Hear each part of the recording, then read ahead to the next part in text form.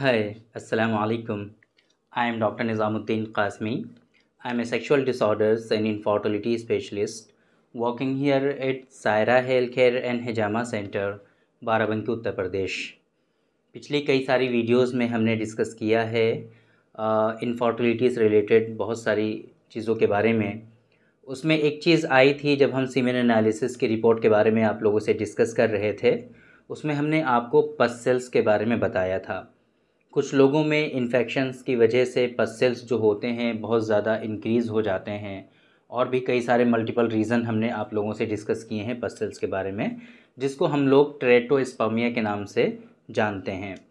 तो आज की इस वीडियो में ये जो कंडीशन है पस सेल्स वाली, इसके लिए एक बहुत ही मुजर्रब नुस्खा है। पस सेल्स को ख़त्म करने के लिए एक मेडिसिन प्रिपेयर की जाती है। आज की इस वीडियो में हम उसके बारे में डिस्कस करेंगे। पस सेल्स का ख़त्म होना बहुत ज़रूरी होता है, और पस सेल्स के इलाज में आप लोगों को एक बात का ख़याल रखना निहायत ज़रूरी होता है कि कभी कभी ऐसा होता है कि जब इस तरह के इन्फेक्शंस लोगों में होते हैं तो दोनों ही पार्टनर को ट्रीट करना एक साथ ज़रूरी होता है। मेल और फीमेल दोनों ही पार्टनर का ट्रीटमेंट एक साथ आपको करना चाहिए पस सेल्स के लिए। ऐसा ना हो कि आप सिर्फ पस सेल्स देख रहे हैं मेल में और सिर्फ आप मेल को ही ट्रीट कर रहे हैं, फ़ीमेल को अवॉइड कर रहे हैं। फिर क्या होता है, दोबारा से जब सेक्सुअल क्वाइटस करते हैं तो फीमेल में इन्फेक्शन होता है, उसकी वजह से पस सेल्स इधर भी ट्रांसफ़र हो जाते हैं और इसमें भी आ जाते हैं। तो इस वजह से दोनों ही पार्टनर में पस सेल्स का ट्रीटमेंट आप लोगों को करना चाहिए। तो ये नुस्खा है, इसमें कुछ चीज़ें हैं वो आप समझ लीजिए कि क्या क्या चीज़ें इसके अंदर, जो इंग्रेडिएंट हैं इस नुस्खे के वो क्या क्या हैं। गंधक आप लोग जानते हैं, गंधक आपको लेना है 40 ग्राम। हल्दी आपको इसमें 40 ग्राम शामिल करनी है।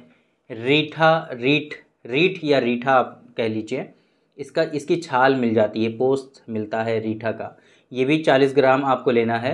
और इसमें एक मदार जो है, मदार पेड़ होता है ना, मदार का जो है दूध ताज़ा ले लीजिए। मदार का दूध आप तोड़ते हैं, उसको फ़ौरन जो है दूध निकलने लगता है, तो वो 10 ml आपको दूध लेना होता है। इतनी चीज़ें आपको लेनी हैं: गंधक, हल्दी, रीठा का छाल या छिलका कह लीजिए आप, पोस्त कह लीजिए, और मदार का दूध ताज़ा होना चाहिए लेकिन दूध, है ना। इतनी चीज़ें, तीनों चीज़ें जो हमने आपको बताई हैं, गंधक है, हल्दी है और पोस्त रीठ है या रीठा है, आप इनको बारीक पाउडर कर लीजिए अलग अलग। पहले तो अलग अलग बारीक पाउडर करना है।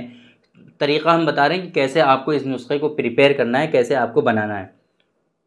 पिसी हुई हल्दी को आप पहले खरल में डालिए, और मदार का जो दूध है उसको थोड़ा थोड़ा डाल करके खरल करते रहिए। सारी हल्दी धीरे धीरे मिल जाएगी और वो खरल होती रहेगी। इसके बाद गंधक और जो पोस्त रीठा है उसको भी उसी में शामिल कर लीजिए और उसको भी खरल करते रहिए। इस तरीके से ये पूरी मेडिसिन तैयार हो जाएगी। जब सारा का सारा एक साथ जब खरल हो जाए तो उसको 3-4 दिन तक ऐसे ही छोड़ दीजिए, ताकि वो सूख जाए, पूरा खुश्क हो जाए। जब ये खुश्क हो जाता है तब आप इसको एयर टाइट कंटेनर में महफूज कर लीजिए, रख लीजिए, और डेली बेसिस पे आप इसका इस्तेमाल करेंगे।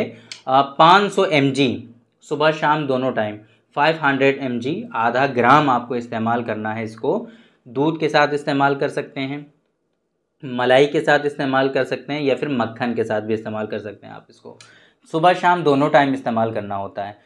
10 से 20 दिन के इस्तेमाल पे ही आप देखेंगे कि आपका पस सेल्स जो है वो ख़त्म हो जाते हैं। पस सेल्स आपके जो इशू है पस सेल्स का, ये रिज़ॉल्व हो जाता है। बहुत ही इफ़ेक्टिव नुस्खा है, बहुत ज़्यादा फ़ायदेमंद है, और बहुत सारे पेशेंट में हमने भी ट्राई किया अल्हम्दुलिल्लाह, जो पस सेल्स के होते हैं उन लोगों में ये फ़ायदा पहुंचाता है।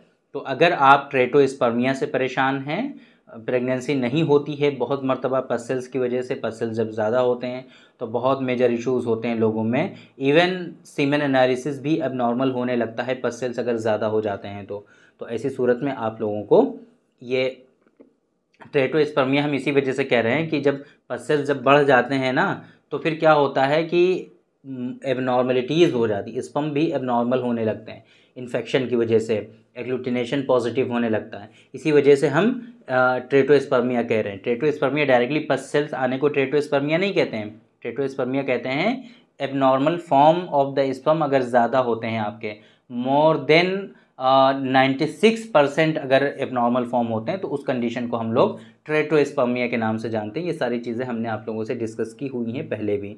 तो उम्मीद करते हैं कि आप लोगों की समझ में आ गया होगा कि ये जो नुस्खा है हमारा पसल्स के लिए है, इसमें कौन कौन से इंग्रेडिएंट हैं और इसी तरीके से इसके कैसे इस आपको प्रिपेयर करना है ये भी समझ में आ गया होगा, कैसे इस्तेमाल करना है।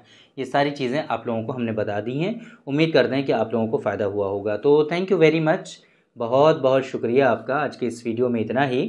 इंशाअल्लाह कल फिर मुलाकात होगी आपसे एक दूसरी वीडियो में। हम डिस्कस करेंगे आपसे एक दूसरे टॉपिक पर। तब तक के लिए आप हमें इजाज़त दीजिए। अस्सलामु अलैकुम।